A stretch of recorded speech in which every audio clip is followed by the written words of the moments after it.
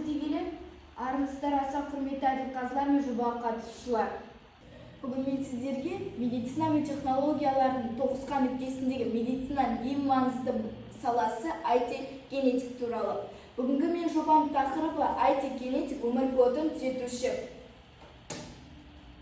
Менің мамандығымның өзектілігі мен сипаттамасы. Қазіргі таңда медицина стандарты ем қолданылады, бірақ әр адам ағзасы ерекше. Кейбір ем шаралар 40% адамдарға әсер етпей жатады, немесе кері әсерін береді. Осының шешімі генетикалық код арқылы жеке емдеу.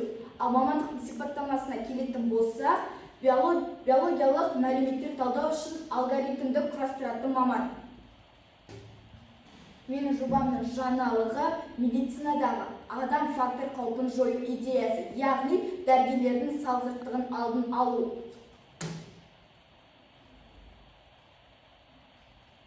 CRISPR-Cas9 революциялық генді редакциялау жүйесі.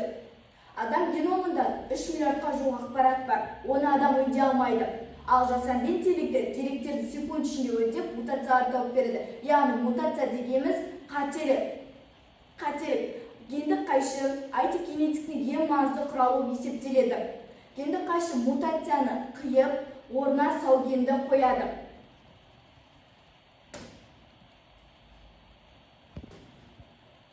Мамандықтың 5 жылдан кейінгі бейнесі.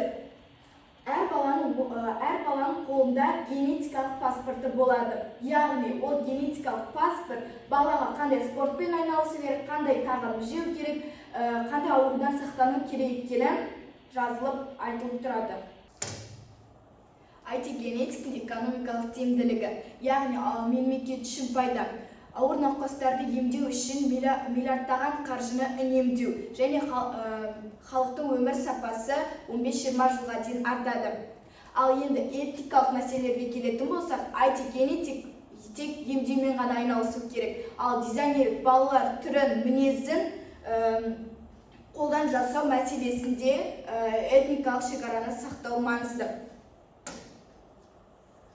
Қажетті дағдыларға келетін болсақ, биология мен генетика тұқым қуалау заңдылықтарын білу.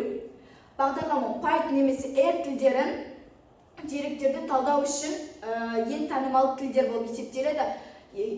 Математикалық статистика ықтималдықтарды есептеу. Жасанды интеллекті мутацияларды тану үшін нейрожелілерін үйрену. IT-генетиктің 10 кері көзқараспен қарастыратын болса, 10 жағы еңбек нарығындағы сирек кездеседі және жоғары жалақы. Әлемнің кез келген жерінде оқуға болады. Мыңдаған адамның өмірін құтқару және гендік аурулардан сақтану. Ал кері жағына келетін болса, үздіксіз оқу, яғни биология мен IT-ді қатар алып оқу қажет. Жоғары жауапкершілік, кодтағы қате адам өміріне әсер етуі мүмкін. Генді өзгертудегі моральдық шекараларды сақтау. Енді IT-генетикті қайда оқуға болады? IT-генетик ол шекарасыз. Гарвард пен Кембриджден басталған бүгінгі өзінде Назарбаев пен Казмудада қолжетімді. Және тек әлемдік деңгейде емес, Ресей, МГУ сияқты университеттерде ғылыми негізделіп оқытып жатыр. Қорытындылай келе, IT-генетик болашақтың емшісі. Ол скайппен емес, кодпен жұмыс жасайды. Менің мақсатым осы мамандықты меңгеріп, Қазақстан медицинасын әлемдік деңгейде көтеру.